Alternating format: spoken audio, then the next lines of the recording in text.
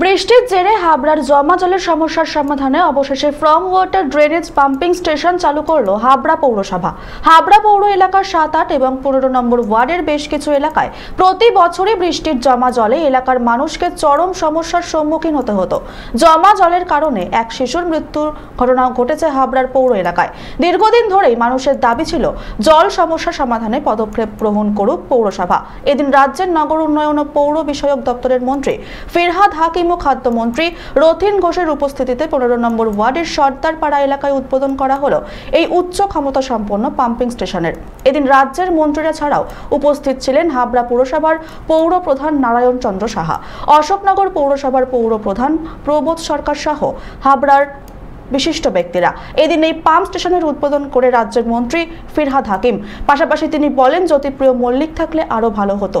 নতুন এই pumping station পেয়ে সম্ভবতই খুশি হাবড়ার বিস্তীর্ণ এলাকার মানুষজন। 25 কোটি টাকা ব্যয়ে আমরা এই বুস্টিং পাম্পিং স্টেশন তৈরি করলাম এবং আরও 16 কোটি টাকা আমরা স্যাংশন করছি হাউস টু হাউস কানেকশনের জন্য। আর এইটা গিয়ে যে খালে পড়ছে সেখান দিয়ে যাতে জলটা আগে বেরোয় তার জন্য একটা পরিকল্পনা নেওয়া হয়েছে। এই কাজটা প্রায় 3 বছর লেগেছে, তার কারণ ল্যান্ডটা ছিল না। একটা ছোট্ট ল্যান্ডের ওপরে এটা দেখছেন করা হয়েছে। এটা একটা অভিনব ডিজাইনে করা হয়েছে, নিচে বেল, তার উপরে পাম্প, তার উপরে প্যানেল। একটা জায়গার মধ্যে ভার্টিক্যাল এরকমভাবে খুব বেশি হয় না।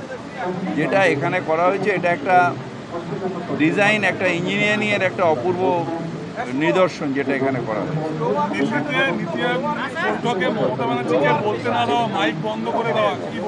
এটা মমতা ব্যানার্জি অলরেডি মিটিং করেছে, উনি অলরেডি বলেছেন।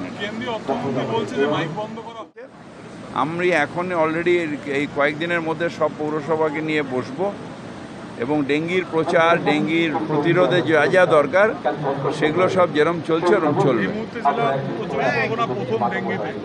ডেঙ্গি আগের বারেও ছিল, কিন্তু আগের তুলনায় কম আছে। কিন্তু আমরা যেহেতু লেট বর্ষা এসছে, আমাদের পুজোর শেষ পর্যন্ত এই ডেঙ্গির ভয়াবহতা থাকবে। মানুষকে সচেতন না করলে ডেঙ্গি বন্ধ হবে না।